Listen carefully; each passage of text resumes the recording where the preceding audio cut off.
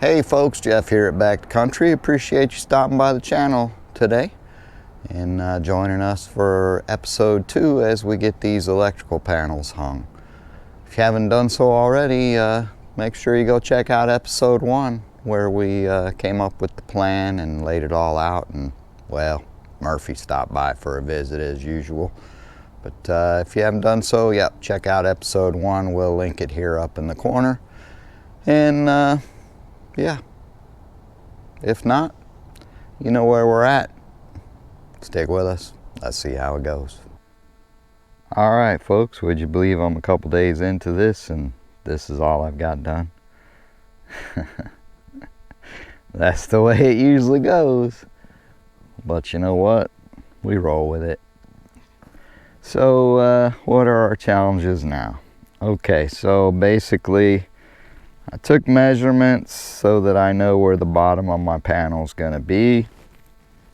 Measured up to where the mounting holes are, and then put this bracket here, the unistrut, across the rib of the R panel. And then I basically just took my hand drill and I drilled a couple of 1/2 inch holes and push the bolts through. So what have we learned from this? Everything I just explained, no problem, it's all good. I then measure 29 inches, which is basically the center point to the next center point, so that'll be where our next bracket goes, and that will span the mounting holes on the panel. Again, no issue. Drilling it, everything easy, no problem. So where's the problem? Okay, so the recommended bolts that you use for doing these are 1/2 inch bolts. They have a 3/4 inch hex head, and then I put a washer on them just to make them extra, plenty of holding place, whatever. I don't know that you need a washer or not. I don't think they said you do, but that's just how I'm doing it.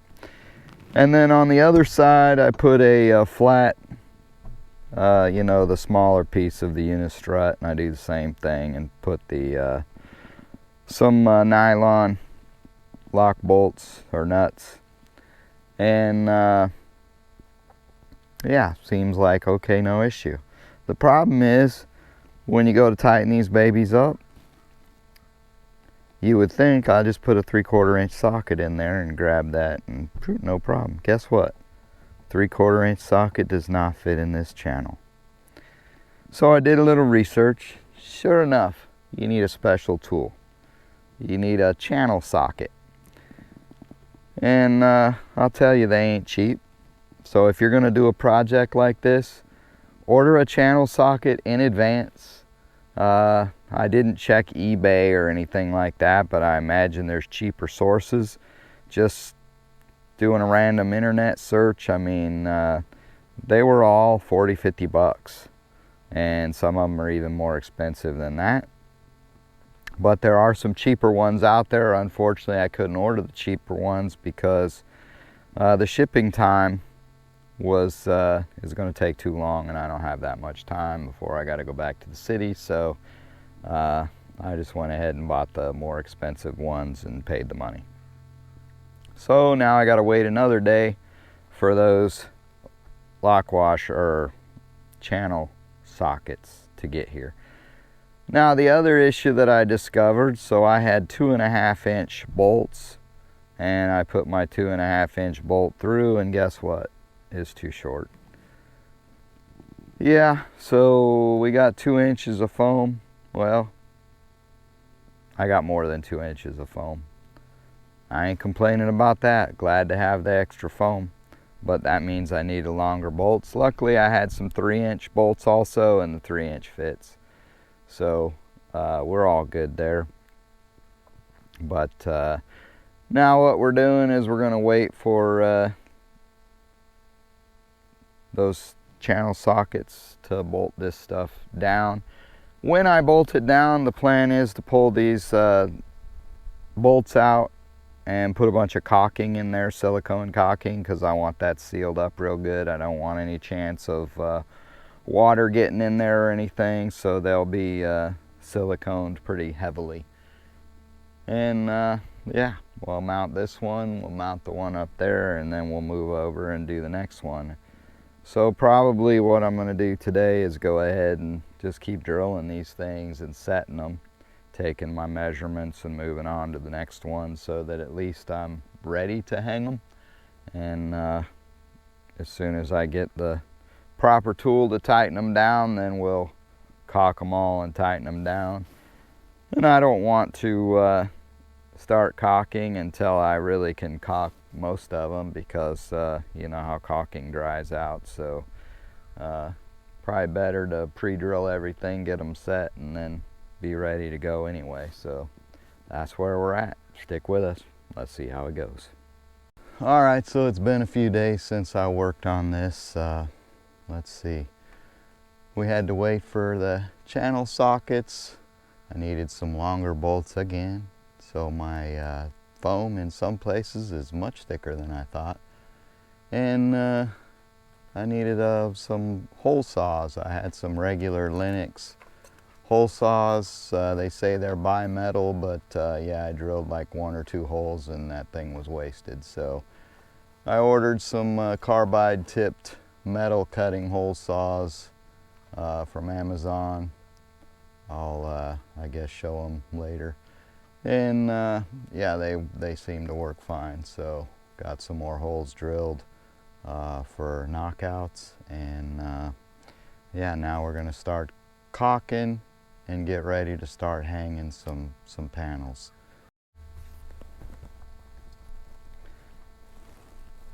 So I've got my holes drilled through here, and I don't want them to leak. So I'm basically just gonna put a generous amount of caulk, some in the hole and some around. I just opened this tube, and the weather's cold. I guess that might have something to do with it, but that caulk's moving real slow through there. And there we go. So I'm just gonna run a little bead around the hole, that way when I put that bolt in there, it should provide a seal. Put a little on the inside too. Might want to cut my hole a little bigger because this is slow.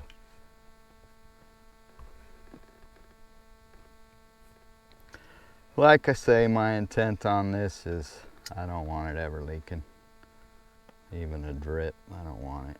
So just trying to, little prevention, an ounce of prevention, I guess that's what they say.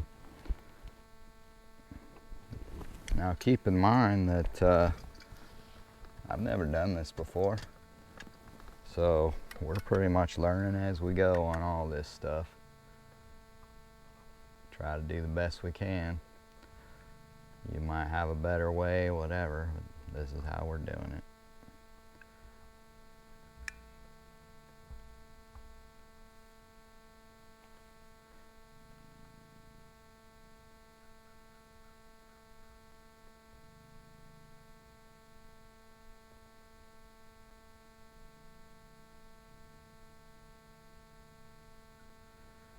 That should be good.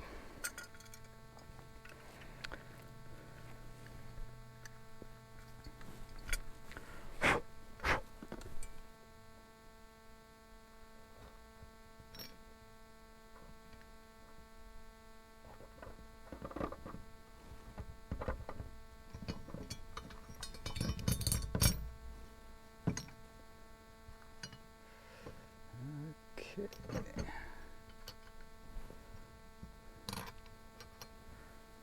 I think I'm going to want a little more caulk on that, but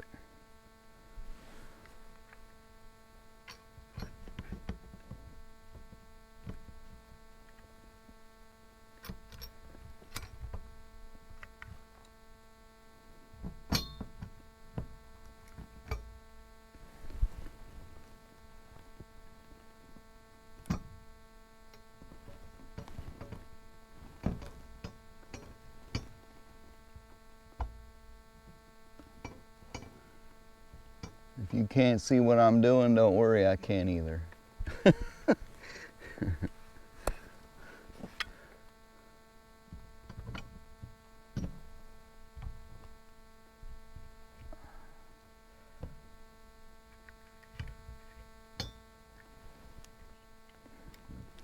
This is probably overkill, but like I say, I'd rather be safe than sorry.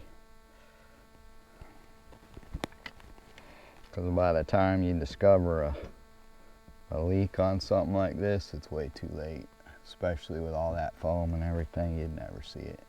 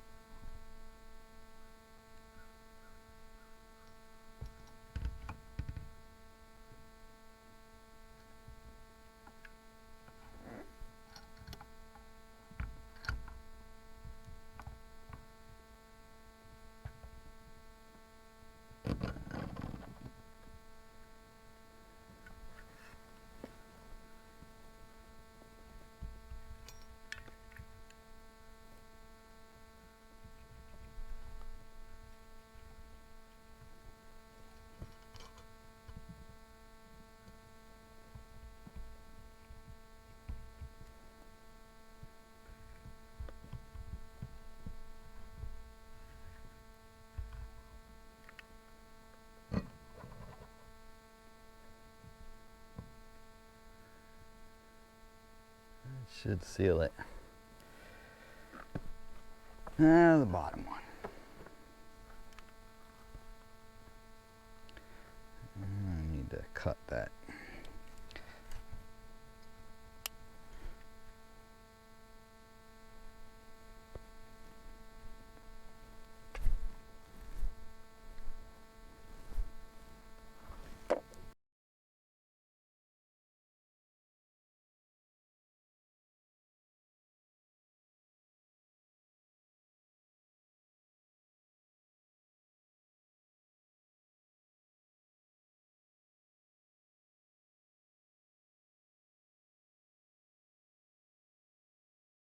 So we're back on the inside now. We'll try to get these pieces lined up here.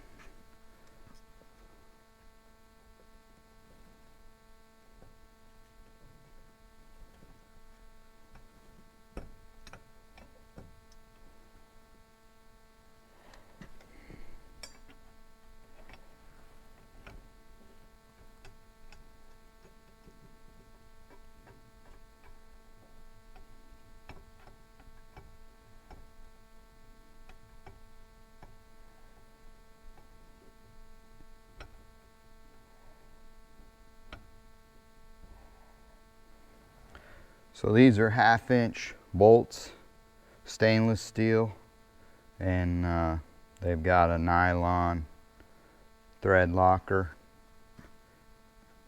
in them.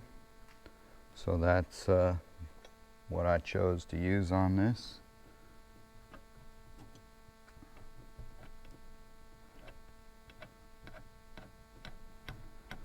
Again, probably overkill, but that's the way I roll.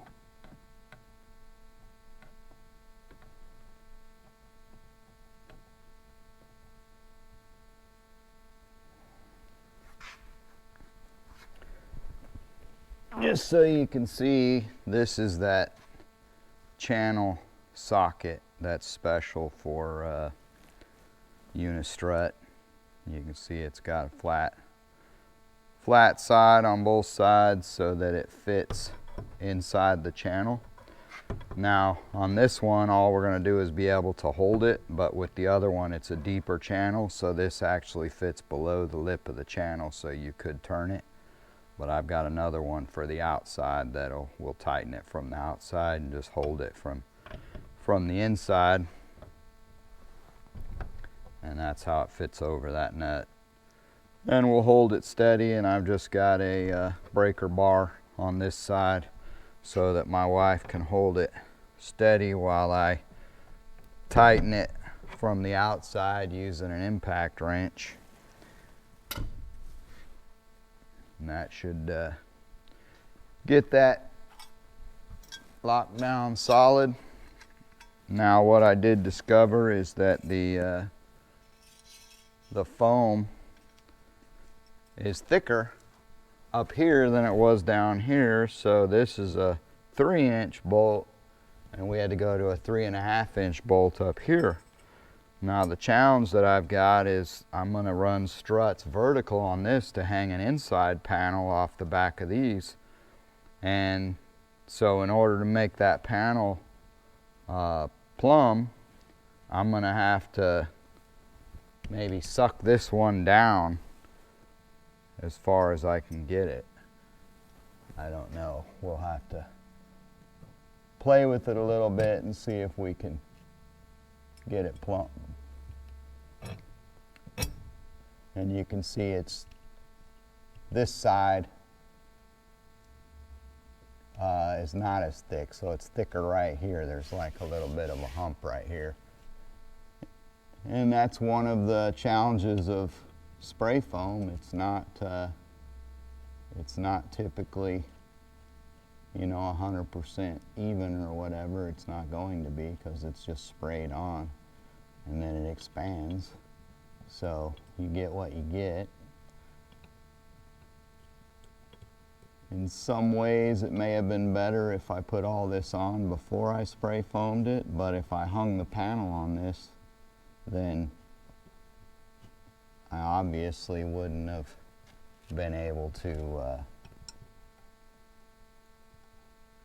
get spray foam behind the panel, so I would have had to just put these brackets up or whatever and then spray it. But if the foam is 2 inches thick, I don't know, I'd have to find some special brackets that are that deep, because the other ones are like less than 2 inches. I want to say they're 1 5/8, 1 7/8, something like that. So that really wouldn't have worked well either.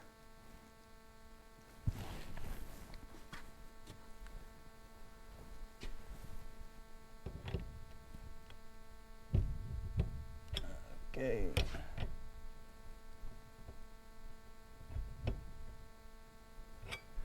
All right, so what I'm going to do now is go outside, and I'm going to use the impact wrench to tighten these down, and we'll see how it works out.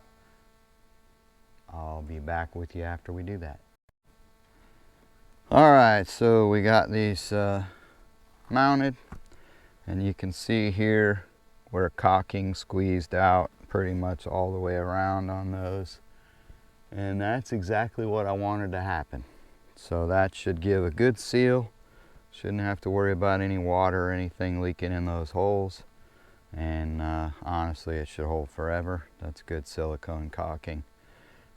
And it won't be fully exposed to the weather, because there'll be a box panel hanging in front of it, kind of blocking it from UV, etc. So it should be good. As far as the channel struts, I did spray those where I cut them with some galvanizing paint, just to make sure that I don't know if there's what the material is. I don't think it's stainless, so I figured, yeah, I'll hit it with a little galvanizing paint just to prevent rust. It won't really be exposed. These are cut to the same length as the panel, so the panel will hang in front of that and hide it, and should be good. So 1 down, 6 more to go. Well, we got a little bit of a challenge here. There's a hump where the spray foam, they were spraying behind this column, and so they got a big hump here. So I'm having to carve out some of the hump in order to get our piece of unistrut there. Don't like cutting out any of the foam, but it's the way it is. It's still going to be more than 2 inches behind it, so we'll be okay.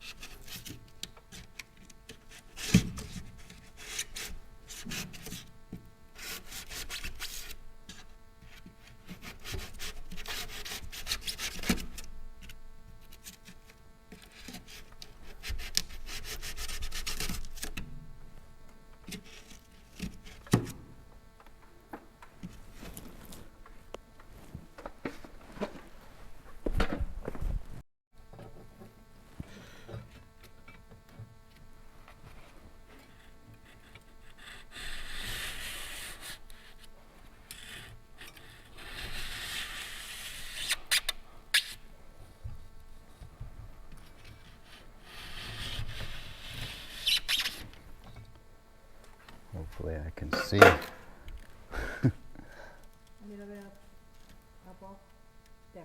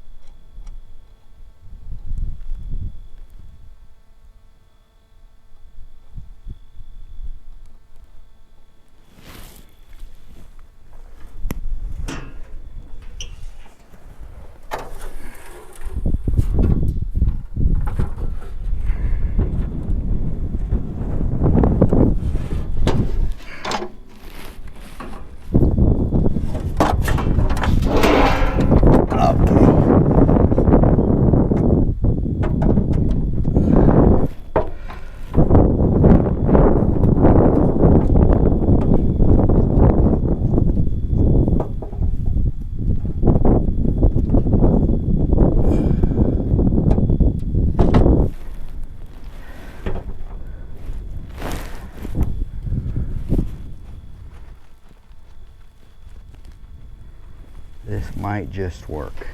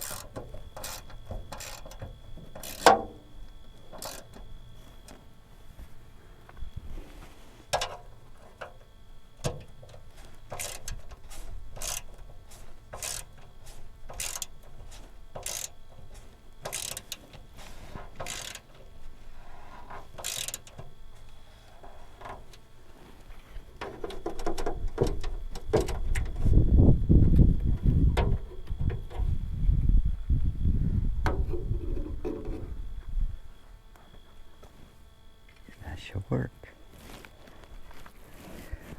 Okay, well, a lot of work to hang one box. We're learning as we go, we're figuring it out, and we're getting our technique down. So, making mistakes along the way, learning from them. Hopefully won't make the same ones twice, but that's the way it goes. So this is the only used box in our setup. This one came with the generator we bought, and so we're reusing it because there ain't nothing wrong with it. Everything else is new. Some of it we acquired secondhand, but it's still new. It was from a electrician that had some stock and was retiring, so we picked up a piece there, but everything else came from the store. And yeah, this stuff ain't cheap nowadays. So the mistake I made is basically in my knockouts, this knockout and the one to the panel did not line up perfect. So I'm gonna have to take a piece of conduit, put it between the two, and then heat it up and bend it a little bit so that it works, but that should not be a problem. Should be good to go on that. So next thing we're going to do is hang the panel. I think I'll hang it on the top and not tighten up the bottom, so then I can get the conduit measured out and have some movement. We'll figure that out as we go, I guess. But we got two different types of mounts. When you look at the electrical stuff in the store for Unistrut, they've got these nylon cone nuts, they call them. And then this one here is called a spring nut. And they come in several different sizes. We're using 1/4 inch because that seems to be the size of most of the holes. I think I've got one piece that uses bigger, and we've got a 3/8 size, but most of them I went with 1/4. So the spring nut, you basically insert and then you twist it in the channel and stand it up. And the spring is just there to hold it so that you can get your screw into it and that piece is not flipping around all the way. The nylon cone works very similar. Put it in like that and then twist it to stand up, and this plastic piece holds it in place. Two different methods. Price wise, I think the nylon's actually cheaper. The spring seems to be a little bit sturdier, but will they both work? Yeah, I just used both on that one. So where this nylon one I've discovered works great is if you have to put one in the middle. You see there's not a lot of room between that rib and the nylon. On this one, it doesn't even want to squeeze into place, so I had to kind of force the other one in there, but the spring is way too long to get in there, so you would have to pull the spring off the back. You could even take the nylon off of that and just put the nut in there like that because it's on the rib. I could even stuff something behind it to hold it in place, but that's kind of the different options available on that. I guess techniques we may or may not use to put them in place. We'll see. Most of the ones I've got have require four nuts. So out here, I bought mostly the spring nuts, and that's what I'll use. Of course, each package comes with 5, and you typically need 4 for anything you're doing. So don't know why there's 5 in a pack, but that's the way they sell them.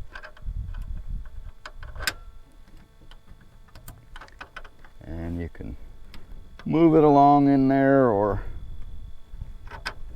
twist it out, which doesn't work that easy, but see, it fell into one of my holes back there on the back. So I guess they'll take some getting used to, but at the end of the day, it's going to do the job. And so we're going to get on the next one.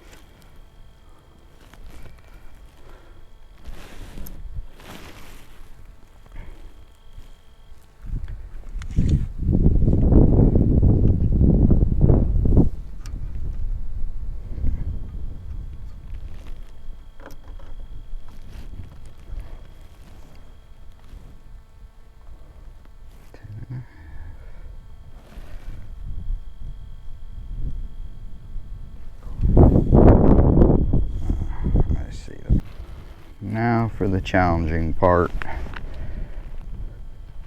to get this thing up there.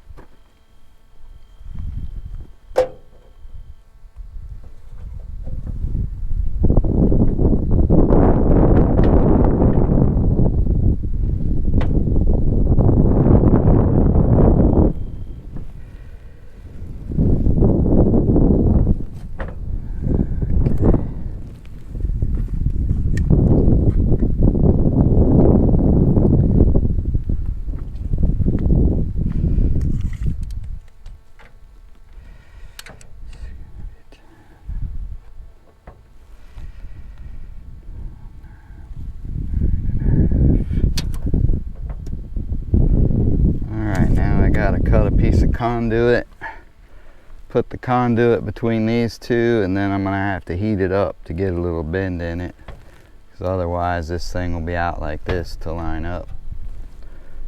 Might even be a little bit high, I can't tell, but we'll get it. So just so you don't make the mistake I made, is if you're doing knockouts, now these already had knockouts in them, so I was able to just do the knockout and then put this in there, but this one didn't have any knockouts on the side, so I had to drill it. And what I should have done was lined this one up with this one and marked my hole, you know, on the center to drill it, instead of just drilling a hole. So what happened is this one's further out and this one is further towards the back. So I could have also measured from the back and got it the same, because the back wall's the piece that's the same. If you measure these, this one is 5 3/8 and this one is 4 1/2. So there's a difference in depth. And if you just measure from the top, you're going to be off. And lengthwise, they were the same, and I did measure up from the bottom, so I know they're good. They should be pretty close to good that way. But yeah, one's just deeper than the other one, and that was my bad that I didn't measure from the back of the deal and get it the same. So lesson learned, but it's nothing we can't overcome. Alright, so I cut a piece of conduit and put it in here. If you look on the side here, you can see how that's sticking out because I didn't bolt it in. And if I push it in there, it puts way too much flex on that pipe. I mean, it's 3-inch pipe, so there's not a lot of flex in 3-inch schedule 40 conduit.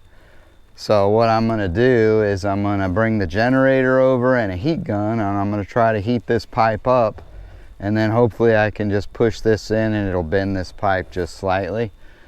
It's a short piece of pipe. I don't know how the bend is gonna work, if it's gonna like bend nicely or kind of kink or whatever. I really only got 4 pieces of wire that are going to come through this. There's going to be 2 hots, a neutral and a ground, and they're probably going to be either 1 odd or like a number 1. I can't remember, maybe number 2. I don't remember what size wire it is, but 3 inches, plenty of space to get that wire through. So even if it kind of kinks down a little bit, there'll still be plenty of room to run that wire through. And we should be okay, but you know, we'll see how it goes. We're gonna use a little heat to do it. Let's see what happens. I don't know how long it's gonna take to heat this up good enough to where it'll bend. One of the problems we got today is the wind is blowing like crazy, and that makes it a lot more difficult.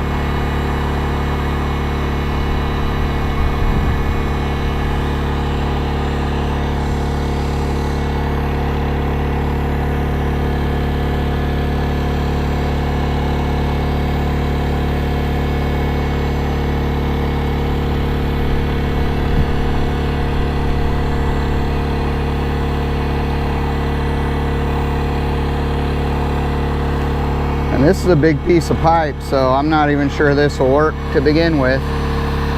Like I say, it's 3-inch schedule 40, so it's not light stuff.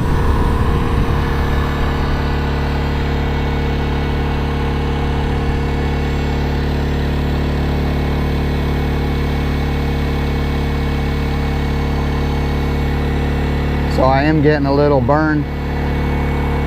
So it's hot enough to burn.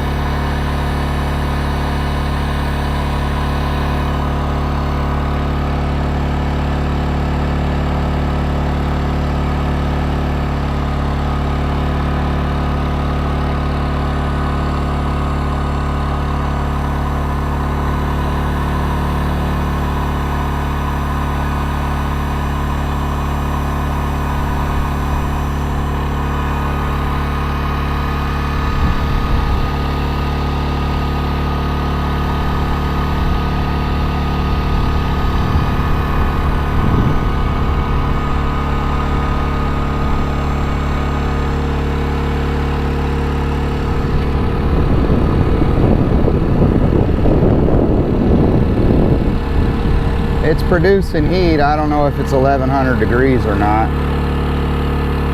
but it's hot. Definitely wouldn't want to try to dry your hair with this. It'll probably melt it. So don't mistake a heat gun for a hair dryer.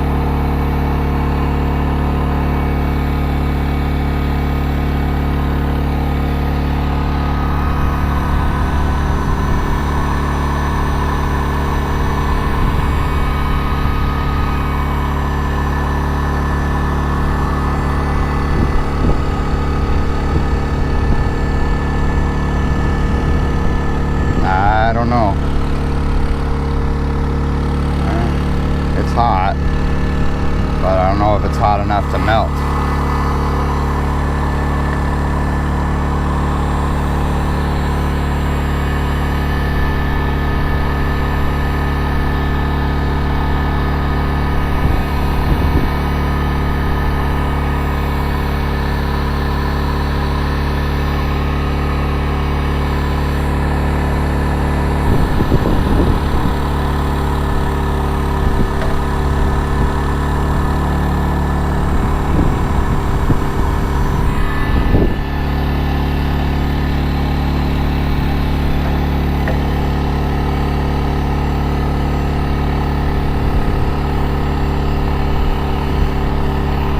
I am seeing some flex in the pipe, so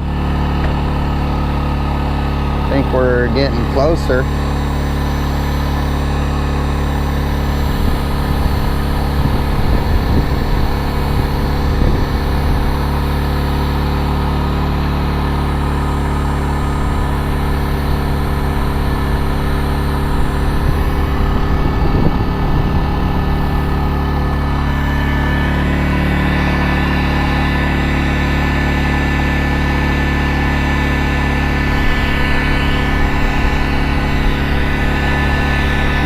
Definitely bending.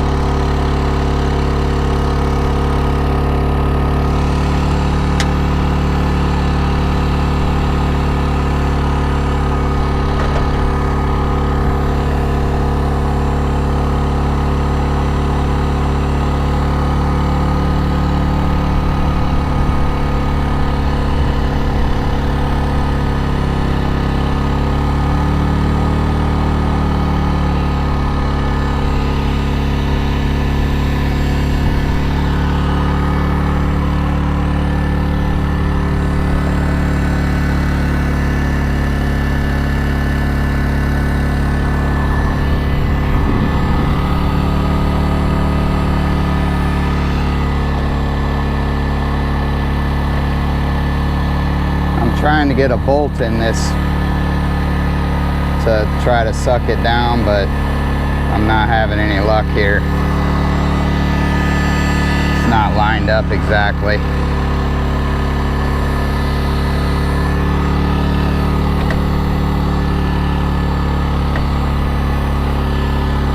I think the pipe is hot enough. I definitely am getting bend in the pipe.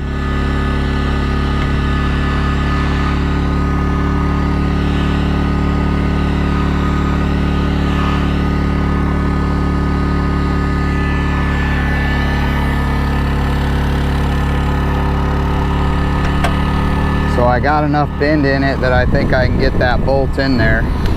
So I need to try to get this lined up and get that in there so I can suck it down and then shape this pipe the way I want it.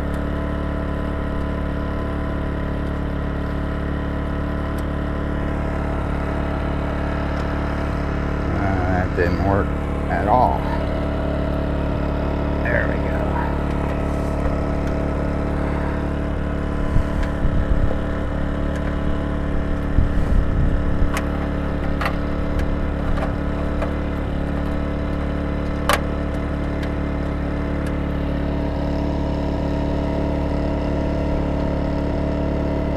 Feel it. It's warm.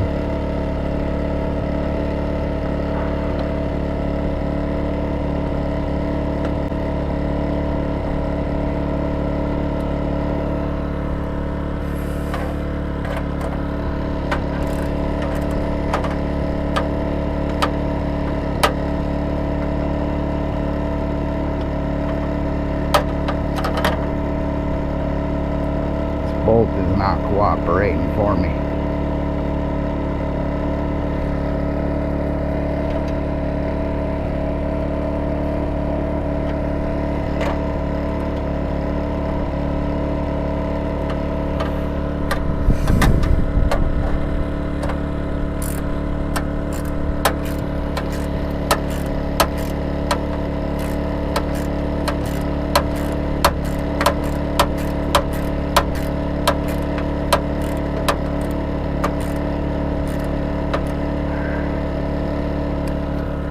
can't get it started.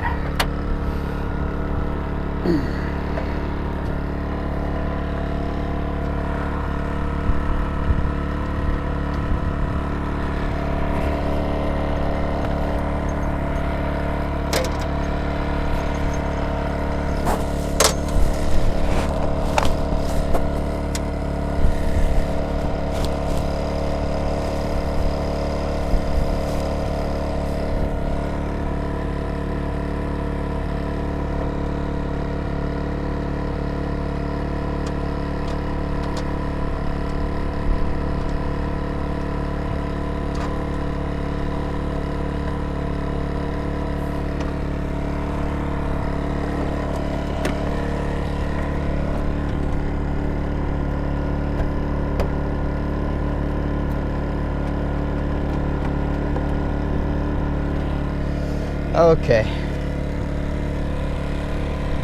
this is not cooperating, so what I'm gonna do is I'm gonna drill these holes a little bigger, because they're like exactly 1/4 inch, which means these are literally threading in there and giving me no wiggle room at all. And that's my problem, that I just can't maneuver in this scenario. So what I'm gonna do is drill those holes just a little bit bigger, so that I don't have that problem.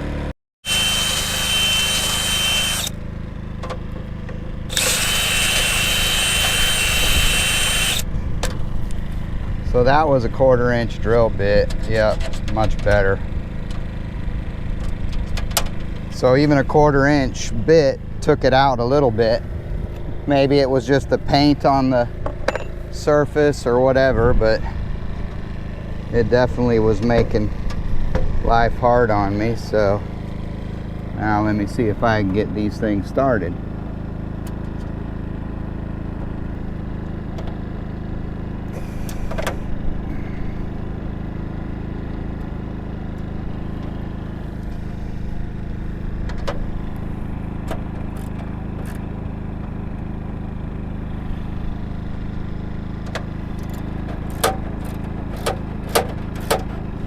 Okay, we got that one started.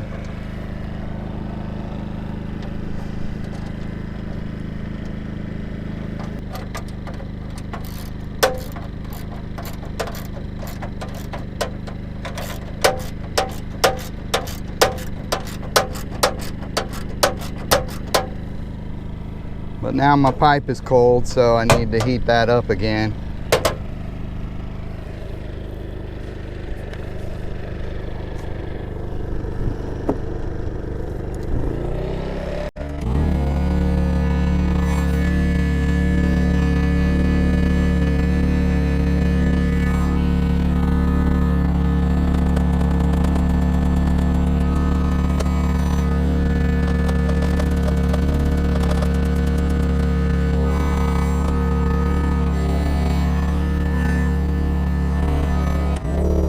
Okay, so we literally were able to heat this pipe up and bend it just the way we need, and honestly it bent way better than I expected it to.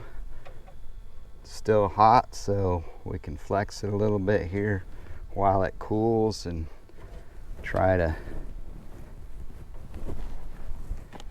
get it perfect. But it's got a nice little bend in it that really worked out well. So did the Harbor Freight heat gun do the job? Absolutely. For you know, less than $20 piece of tech to solve a simple problem, I'm gonna give it a thumbs up. Like I say, most Harbor Freight stuff, especially the electronic stuff, is not high quality, but if you need it as a disposable piece of equipment that you really need it to do one job, and anything beyond that one job is a bonus, then highly recommend it. And this is a great example of that. So yeah, next time you see those on sale, I mean, I've seen them as cheap as 10 bucks. So go get you one. Of course, with inflation, you probably won't see them cheaper than 15 now, but good piece of tech to have.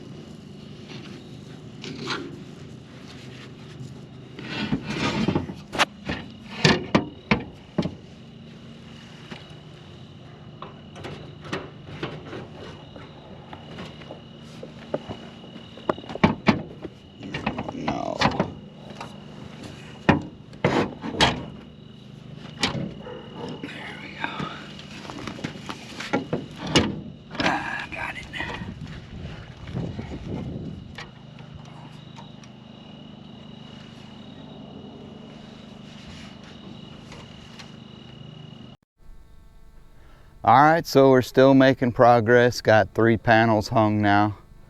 So this is our main outdoor panel. That's where all our breakers will be for everything outside. This is a 200 amp, that's a 200 amp panel. This is a 200 amp transfer switch. And again, utility power is up, generator power is down, and off is in the middle.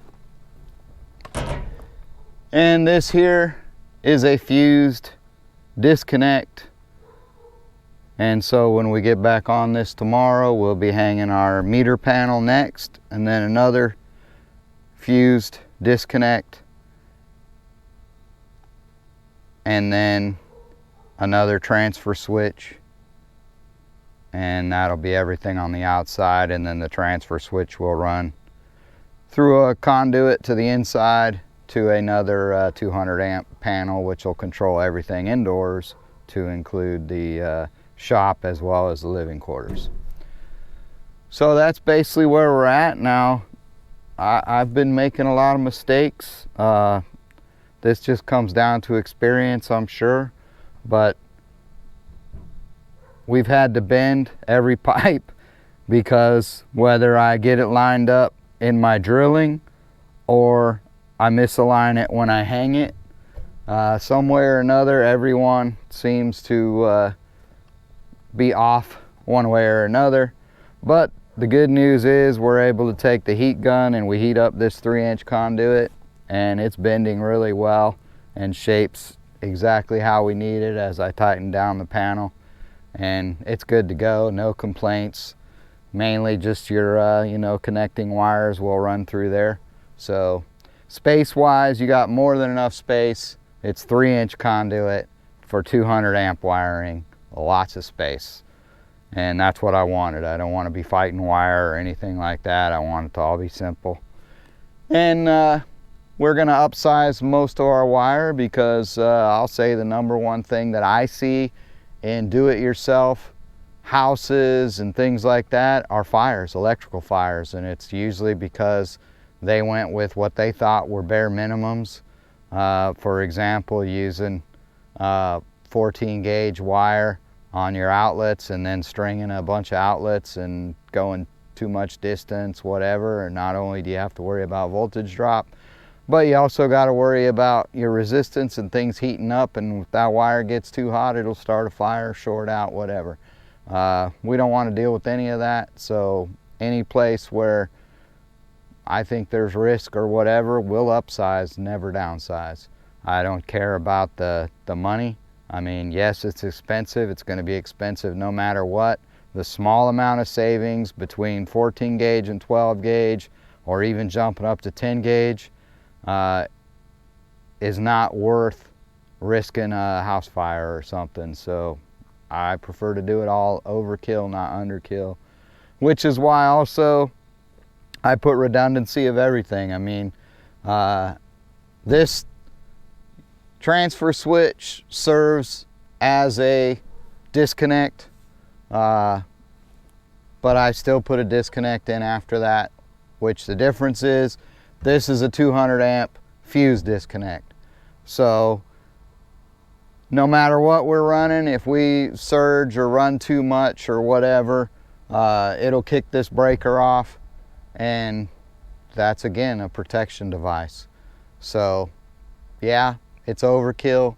Yes, you don't need it. According to code, all you need is a single disconnect. And in all honesty, right here on top of the panel is a disconnect, because this has like, I don't know, 30 something spaces for breakers. If you have more than 6 breakers, you're required to have a disconnect in the panel, in other words a main, and we've got a fuse disconnect right there that's a 200 amp. So we got a disconnect there, we got a manual disconnect here, and we got another fuse disconnect there. So you can call it redundancy, triple, whatever, it doesn't matter. It's overkill, I know, I don't care. I mean, this box right here was 80 bucks. 80 bucks gives me a hell of a lot of peace of mind, and it also gives me a heck of a lot of redundancy to switch things off and protect stuff if there's work going on or whatever. And it gives me a lot of control that I can hook up a generator and flip a lot of stuff off and just run what I want to run. So that's the way my mind works. That's a lot of overkill. I'm good with it. Y'all take care. All right, folks, thanks for sticking with us through another video. We appreciate your support. If you haven't done so already, don't forget to like, subscribe, and ring that notification bell so you hear when we get the next video out. It's absolutely free. Free's good. Anyway, till the next one, take care, God bless, and we'll see you on the next one.